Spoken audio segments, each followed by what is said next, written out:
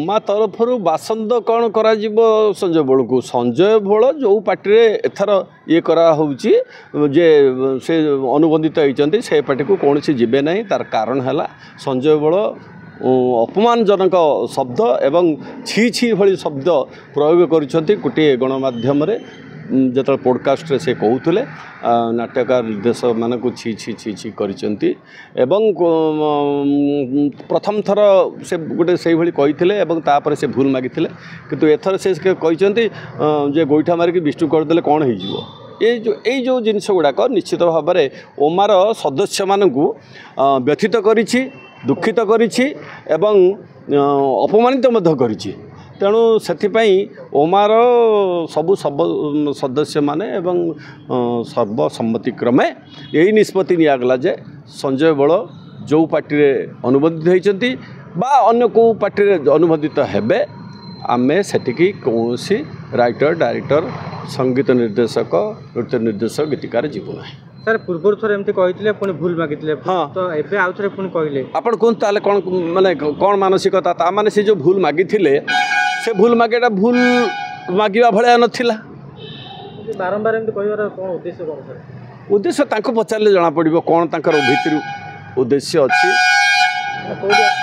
माने कोडी तांको माने केबे माने लेखा माध्यम रे कोडी तांको कोन नेग्लेक्ट करतनी केबे बही रे केबे करतनी देखु केते बही होची से को पार्टी अच्छी कौ राइटर डायरेक्टर आइचंती तार कौन आमे लिस्ट पाइचु ना जानीचु एक नंबर दुई नंबर संजय बल हूँ भी जिते बड़ बड़ कलाकार हूँ जो जगार आसिक पहुँची से जगह कौन ना कौन राइटर डायरेक्टर तो लिखी ना लिखी ना तो राइटर समाज बा निर्देशक समाज को भर्सना करवा गणमाध्यम ठीक नुहे हुए तो थाई पारे मन भितर दुख थाई पारे बा राग थाई पारे जहाँ भी थाई पारे सेटा हुए तो आपसर सार मोर एथर कमिगला मु स्टेज रे ठिया होनी से कहि पारिबे किंतु गोटे शालीनता भितर कहले भल हम पर्सन टू पर्सन जिते नाटक चलुची से समय सार को कह सार मोर टे कहीं चरित्रटा ठीक लगुना हुए तो सारे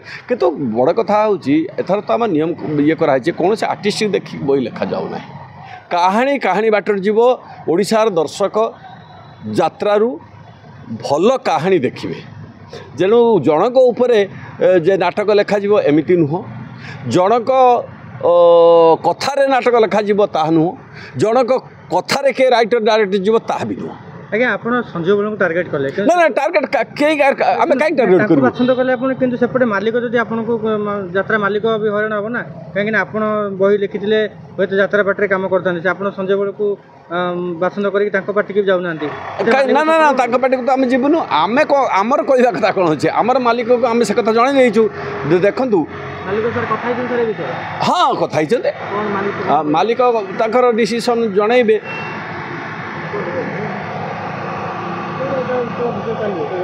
जे बड़ कथाटी हूँ जे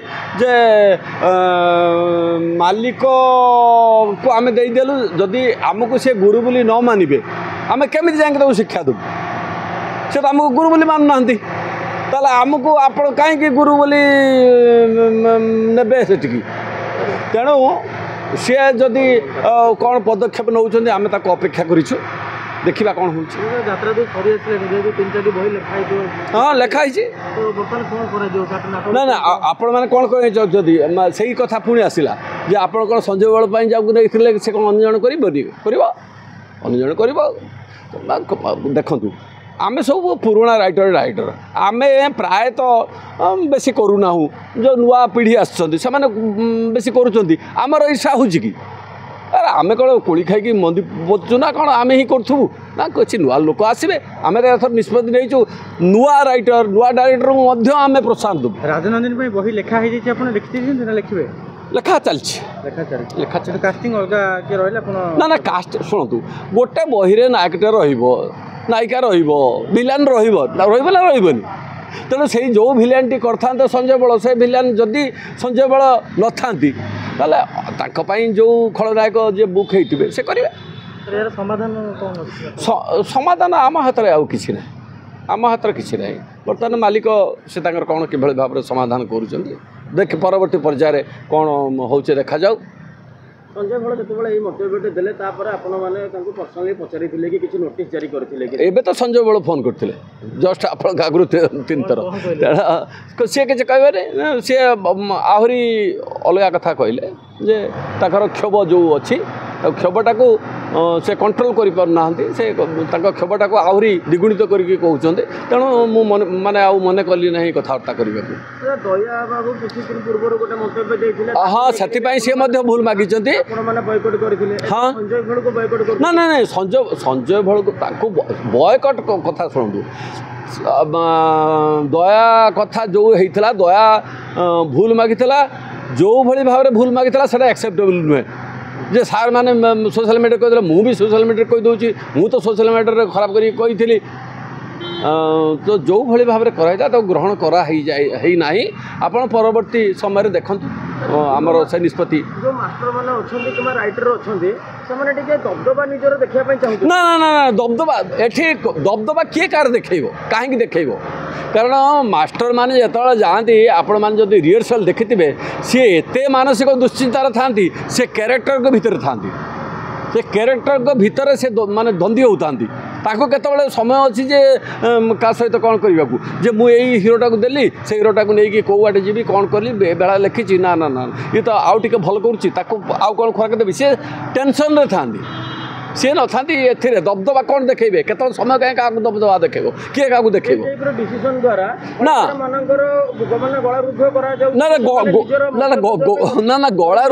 ଗଳାରୁଦ୍ଧ କୁହନ୍ତୁ, ସେମାନଙ୍କର ଯେଉଁ ଅସନ୍ତୋଷ ପ୍ରକାଶ କରନ୍ତୁ, କିନ୍ତୁ ସୀମା ଭିତରେ। ମୁଁ ବାପାକୁ ରାଗିପାରେ, ରାଗି ବୋଲି କ'ଣ ଗୋଇଠା ମାରିବି, ରାଗି ବୋଲି ଚାପଡ଼ ପକେଇକି କହିବି, ରାଗି ବୋଲି କହିବେ ନା, ଛି ତୁଟା ଅମକେଇ, ଏମିତି କହିବି କି? ମୁଁ କହିପାରେ, ବାପା ଆପଣ ଯାହା କରୁଛନ୍ତି ଭଲ କରୁନାହାନ୍ତି, ଆପଣ ଯାହା କରୁଛନ୍ତି ମୋ କଥା ଟିକେ ବୁଝିବାକୁ ଚେଷ୍ଟା କରନ୍ତୁ, ଏମିତି କହିବି ନା। ଆମ ଭାରତବର୍ଷରେ ଯେଉଁ ଗୁରୁ ଶିଷ୍ୟର ପରମ୍ପରା ଅଛି, ଗୁରୁ ସବୁବେଳେ କ୍ଷମା ଦିଅ ଶିଷ୍ୟକୁ। କ୍ଷମା ଦିଆହେଇଛି, ଥରେ କ୍ଷମା ଦିଆହେଇନି, କାହିଁକି ଦିଆହେଇଛି? ଅର୍ଥ ତାଙ୍କୁ ପଚାରିଲେ ସେ କହିପାରିବେ କାହିଁକି ଏଭଳି ଭାବରେ ବିବାଦୀୟ ମନ୍ତବ୍ୟମାନେ ଦେଉଛନ୍ତି। ଯଦି ସେ ଯାହା ବି କହୁଛନ୍ତି ସେ ପର୍ସନାଲି କାହାକୁ କେମିତି କହିପାରନ୍ତେ, ଯେ ଗଣମାଧ୍ୟମରେ ଦେଲେ ଓଡ଼ିଶାବାସୀ ଜାଣୁଛନ୍ତି ଯେ ତା ମାନେ କ'ଣ କହିଲେ ଆପଣ, ଯେ ନାଟକ ନିର୍ଦ୍ଦେଶକମାନେ କିଛି ଜାଣିନାହାନ୍ତି, ଆସିକି ନାଟକ କରୁଛନ୍ତି, ଆପଣ ନାଟକ ଦେଖନ୍ତୁ ନାହିଁ। ମାଲିକଠୁ ଆଡ଼ଭାନ୍ସ ନେଇଥିବେ, ଧରନ୍ତୁ 5 ଲକ୍ଷ 10 ଲକ୍ଷ, ସେ ବୁଝିବେନି, ସେ ବୁଝିବେ। ପଇସା ଦେଇନି, ତମେ ତ ବ୍ୟାନ୍ କଲ, ମୁଁ ପଇସା ଦେଇନି, ମାଲିକ ସେ ବୁଝିବ। ମାଲିକ କ'ଣ କହିବ, ମାଲିକକୁ ପଚାରନ୍ତୁ, ସେ କହିବେନି। ବଳେ ଅଛି ବାଟ ତ ନିଶ୍ଚୟ ବହୁତ ଅଛି, ଯେ ଏଇ ଯେଉଁ ବିବାଦୀୟ ପରିସ୍ଥିତି ଆସିଲା କାହିଁକି, କିଏ କଲା? ତାହେଲେ ମୁଁ କ'ଣ ଦୋଷ ଦେବି ଯେ ଗଣମାଧ୍ୟମକୁ, ଆପଣ ତାକୁ ଡାକି କାହିଁକି ଆପଣ ଇଏ କଳି ଲଗେଇଲେ? ମୁଁ ତ ସେ ଦୋଷ ଦେବେନି। ଯେତେବେଳେ ମୋତେ ଆପଣମାନେ ଆସିଛନ୍ତି, ଯେତେବେଳେ ଗଣମାଧ୍ୟମରେ ମୁଁ କଥାବାର୍ତ୍ତା କରୁଛି, ମୁଁ କ'ଣ ଗାଳି ଦେଇକି କହିବି ମୋର ଛାତ୍ରକୁ, ନା ଗାଳି ଦେଇକି କହିବି ସଞ୍ଜୟ ଭୋଳକୁ, ନା କିଛି ଅପଶବ୍ଦ କହିବି? ମୁଁ ଅପଶବ୍ଦ କହିବି, ମୋ ସୀମା ଭିତରେ ରହିକି କହିବି। ତେଣୁ ମୁଁ ବ୍ୟକ୍ତିଗତ ଭାବରେ କୌଣସି ଷ୍ଟେଟମେଣ୍ଟ ଏଠି ଦେଉନାହିଁ। ଏଟା ଓମାର ନିଷ୍ପତ୍ତି, ଓମାର ସଭାପତି ହିସାବରେ ମୋତେ ଏ ନିଷ୍ପତ୍ତିକୁ ଗଣମାଧ୍ୟମକୁ ଜଣାଇବାର ଅଛି, ତାହା ମୁଁ ଜଣାଉଛି। ସାର୍ ଆଉ ଗୋଟେ କଥା, ଯେଉଁମାନେ ଓମାର ମେମ୍ବର ନାହାନ୍ତି ସେମାନେ କୌଣସି ପାଠରେ ଲେଖିପାରିବେନି ନା, ମାଲିକ ସଂଘର ଯେଉଁମାନେ ନାହାନ୍ତି ଯାତ୍ରାପାଟି। ବହୁତ ଭଲ କଥା କହିଲେ। ମାଲିକ ସଂଘ ସହିତ ଆମର ଯେଉଁ ଚୁକ୍ତି ହେଇଛି ସେଥିରେ ବର୍ତ୍ତମାନ ପାଇଁ ଅଛି ଯେ କୌଣସି ଓମାର ସଦସ୍ୟ ହେଇନଥିବା ବ୍ୟକ୍ତି ଆଉ ମାଲିକ ସଂଘର ସଦସ୍ୟ ଥିବା କୌଣସି ପାର୍ଟିରେ କରିପାରିବେ ନାହିଁ। ସେହିପରି ଯଦି ନୂଆ ପାର୍ଟି କିଛି ଆସୁଛି, ସେମାନେ ଯଦି ସଦସ୍ୟଭୁକ୍ତ ନ ହେବେ ମାଲିକ ସଂଘରେ, ସେଠିକି ମଧ୍ୟ ଓମାର ମାଷ୍ଟରମାନେ ଯିବେ ନାହିଁ। ଗଲା ନା, ଆହୁରି କହୁଛି ଯେ କ'ଣ ବାଟ ଅଛି?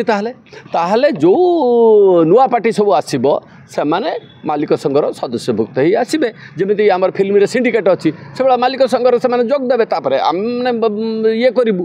ତେଣୁ ଆମେ ଗୋଟିଏ ଚାର୍ଟ ଦେଇଦେଇଛୁ ତାଙ୍କୁ, ଆମର କିଏ କିଏ ସଦସ୍ୟ ଅଛନ୍ତି, ସେମାନେ ମଧ୍ୟ ଆମକୁ ଗୋଟେ ଚାର୍ଟ ଦେଇଛନ୍ତି ଯେ ଆମର ମାଲିକ ସଂଘରେ କେଉଁ କେଉଁ ପାର୍ଟି ଅଛି। ଗଲା ଇଏ କଥା। ନୂଆ ନାଟ୍ୟକାର, ନୂଆ ନିର୍ଦ୍ଦେଶକ ନିଶ୍ଚୟ ଆସିପାରିବେ। କ'ଣ ବାଟ ତାହେଲେ? ବର୍ତ୍ତମାନ ଜଣେ ନୂଆ ନାଟ୍ୟକାର ଆସିଲେ ଆମେ ଦେଖିବୁ, ଯଦି ଠିକ୍ ଠାକ୍ ଅଛି, ବହି ଭଲ ଲେଖିଛନ୍ତି, ତାହେଲେ ଆମେ ଜଣେ ପୁରୁଣା ଡାଇରେକ୍ଟରକୁ ଦେଇ ତାକୁ ପ୍ରଥମେ ନାଟକ କରିବାକୁ ସୁଯୋଗ ଦେବୁ ଏବଂ ମାଲିକ ଯଦି କହିବ ମୋ ପାଖରେ ଯେଉଁ ଗୋଟେ ପିଲାଟି ଆସିଛି ବଢ଼ିଆ ଲେଖୁଛି ସାର୍ ଆଉ ଜଣେ ମାଲିକ କହିବ ସାର୍ ବଢ଼ିଆ ଡାଇରେକ୍ଟର ଜଣେ ଆଣିଛି ମୁଁ ଆପଣମାନେ ଟିକେ ଦେଖନ୍ତୁ। ତେଣୁ ଆମ ଭିତରେ ଯେଉଁ ପୁରୁଖା ରାଇଟର ଡାଇରେକ୍ଟର ଅଛନ୍ତି ସେମାନେ ତାଙ୍କୁ ପରୀକ୍ଷା କରିବେ କିନ୍ତୁ ଏକ ସଙ୍ଗେ ଜଣେ ନୂଆ ଡାଇରେକ୍ଟର ନୂଆ ରାଇଟର ସହିତ କାମ କରିବେ ନାହିଁ। ସେମାନେ ସେ ନାଟକ ସେ ଗୋଟେ ବର୍ଷ ଗଲା ପରେ ସେମାନେ ଓମାର ପୁଣି ସଦସ୍ୟ ହେବେ। ସଦସ୍ୟ ନଥାଇକି ମଧ୍ୟ ଯଦି ଆମର କିଏ ରେକମେଣ୍ଡ କରେ ଜଣେ ପୁରୁଖା ସଦସ୍ୟ ସେ ନାଟକ କରିପାରିବେ। ଯାତ୍ରା ଓମକାର ଦିନ କିନ୍ତୁ ଯେହେତୁ ସେ ମାଲିକ ସଂଘ ନଥିଲେ ସେଦିନ କିନ୍ତୁ କିଛି ଲେଖକ ଯାଇଥିଲେ ସେମାନେ ପୁଣି ସଂଗମତ ହେବେ ଯେଉଁ ସେତେବେଳକୁ ଆମର ମାଲିକ ସଂଘ ସହିତ ଆମର ଚୁକ୍ତି ହେଇନଥିଲା ତ ତାପରେ ହେଇଛି ଏବଂ ସେମାନେ କିଛି ମାଲିକ ତ ଅଲରେଡ଼ି କହିସାରିଲେଣି ସେମାନେ ଆସିକି ଜଏନ୍ କରିବେ ବୋଲି। ସେଇ କଥାକୁ ନେଇକରି ଏଇଟା ଡିସିସନ୍ ହେଲା କି କେଉଁ କଥା ଯେଉଁ ଯାଇଥିଲେ ନୂଆ ପାର୍ଟିକୁ ଯେଉଁ ଯାଇଥିଲେ ମାଲିକ ସଂଘର ମିଶି ନଥିଲା ନା ସେଥିପାଇଁ ନୁହେଁ ମାଲିକ ଆମର ତ କଥା ହେଲା ଏଇଆ ଆଉ ଆମେ ଯଦି ଏଇଟା ମାଲିକ ସଂଘ ତରଫରୁ ଆପଣ ଯେଉଁ ପ୍ରଶ୍ନ ପଚାରିଲେ ସେଟା ଗୋଟେ ଅଛି ଯଥାର୍ଥତା ଅଛି ଯେ ମୁଁ କ୍ଲାରିଫାଏ କରିଦେଉଛି। ମାଲିକ ସଂଘ ସହିତ ଯେତେବେଳେ ଆମେ କହିଲୁ ଯେ ଓମାର ସଦସ୍ୟଭୁକ୍ତ ହୋଇନଥିବା କୌଣସି ନାଟକ ନିର୍ଦ୍ଦେଶକ ଗୀତିକାର ସଙ୍ଗୀତକାର ଯିବେ ନାହିଁ ମାନେ କୁ ଆପଣମାନେ ଦେବେ ନାହିଁ ସେମାନେ ମଧ୍ୟ ଅନୁରୂପ କହିବେ ତାହେଲେ ଆମ କଥା ଆପଣଙ୍କୁ ରଖିବାକୁ ପଡ଼ିବ। ତାହେଲେ ଆପଣ ଆମର ସଂଘବଦ୍ଧ ହୋଇଥିବା ନ ହୋଇଥିବା କୌଣସି ପାର୍ଟିରେ ଆପଣମାନେ କାମ କରିବେ। ତେଣୁ ଏ ଦ୍ୱିପାକ୍ଷିକ ଚୁକ୍ତି ଦ୍ୱିପାକ୍ଷିକ କଥା। ତେଣୁ ଯଦି ଆମର ଓମାର ସଦସ୍ୟମାନେ ଗଲେ ସେଠିକି ମାଲିକ ସଂଘ ସଦସ୍ୟଭୁକ୍ତ ପାର୍ଟିକୁ ସେଇଭଳି ଅନୁରୂପ ଭାବରେ ଆମର ମଧ୍ୟ କର୍ତ୍ତବ୍ୟ ଅଛି। କାରଣ ଏବେ ଗୋଟେ ଆଲୋଚନା ସାଧାରଣ ଆଲୋଚନା ହେଉଛି ଯାତ୍ରା ପାର୍ଟିରେ ଏତେ ଗୁଡ଼ା ସଂଘ ହେବା ଦ୍ୱାରା କିଛି ସମାଧାନ ହେଇପାରୁନି। ଏଇଟା କ'ଣ ତାମାନେ ମାନେ କେତେ ଗୁଡ଼ା ସଂଘ ହେଇଛି କି ଗୁଡ଼ା ସଂଘ ହେଇଛି ମାଲିକ ସଂଘ ହେଇଛି କଳାକାର ସଂଘ ହେଇଛି ହବନି ନିଶ୍ଚିତ ହେବ କଳାକାର ସଂଘ ରହୁ ଆମେ ତ ଚାହୁଁଛୁ କଳାକାର ସଂଘ ରହୁ ସେ ତାଙ୍କର କ'ଣ ଇଏ କରନ୍ତୁ। ଯେତେବେଳେ ଯାତ୍ରା ଗୋଟେ ବିଗେଷ୍ଟ ବର୍ତ୍ତମାନ 75% ଏଣ୍ଟରଟେନମେଣ୍ଟ ଯାତ୍ରା ନେଇସାରିଛି ତେଣୁ ସଂଘ ହେବାର କିଛି ଅସୁବିଧା ନାହିଁ। ଇଏ ସବୁ ସଂଘ ମିଶି ଗୋଟେ ମହାସଂଘ ହେଉ ନା ଯାତ୍ରା ମହାସଂଘ ହେଉ କିଛି ଅସୁବିଧା ନାହିଁ। ତା ଦେହର ମାଲିକ ରହିବେ ରାଇଟର ଡାଇରେକ୍ଟର ରହିବେ କଳାକାର ରହିବେ ଏକଥା ବି ଭବିଷ୍ୟତରେ ହେଇପାରେ। ଆମେ ସିନା ଏକ ହେଲେ ଆମେ ଯିବା ସରକାରଙ୍କ ପାଖକୁ ଯେ ଏଟାକୁ ଇଣ୍ଡଷ୍ଟ୍ରିର ମାନ୍ୟତା ଦିଆଯାଉ ଆମ ପାଇଁ ଯାତ୍ରା ଏକାଡେମୀ ଅଲଗା କରାଯାଉ ଆମକୁ ପୁରସ୍କାର ଦିଆଯାଉ। ତେଣୁ ସେସବୁ ଯେତେବେଳେ ମହାସଂଘ ଯାତ୍ରା ମହାସଂଘ ହେବ ସେତେବେଳେ ସମ୍ଭବ ହେବ ଆଉ ସଂଘ ତ ହେବ ହିଁ ହେବ କାରଣ ନିଶ୍ଚିତ ଭାବରେ ଗୋଟେ ମାଲିକ ସଂଘ ରହିବ ମାଷ୍ଟରମାନଙ୍କ ସଂଘ ରହିବ କଳାକାର ମହାସଂଘ ରହିବ। ସାର୍ ଶେଷ ପ୍ରଶ୍ନ ଏଇ ଯେଉଁ ଡିସିସନ୍ ଓମାନ ହେଲା ତା ଫଳରେ ଯେଉଁ ଜୁନିୟର ଆର୍ଟିଷ୍ଟ ମାନେ ଅଛନ୍ତି କିମ୍ବା ଏବେ ଯେଉଁମାନେ କାର୍ଯ୍ୟରତ କଳାକାରମାନେ ଅଛନ୍ତି ସେମାନଙ୍କ ମନରେ ଗୋଟେ ଭୟ ରହିବ। ଶୁଣନ୍ତୁ ଆଗରୁ ଭୟ ଥିଲା ଏବେ ଭୟ ନୁହେଁ ସମ୍ମାନ ଭୟ ଦରକାର ନାହିଁ ସମ୍ମାନ ରହିବ। ଆପଣଙ୍କୁ ଆଉ ଗୋଟେ କଥା କୁହେ ଭୟରୁ ଭକ୍ତି ଭକ୍ତିରୁ ଶକ୍ତି ଶକ୍ତି ଆସିଗଲେ ଭୟରୁ ମୁକ୍ତି।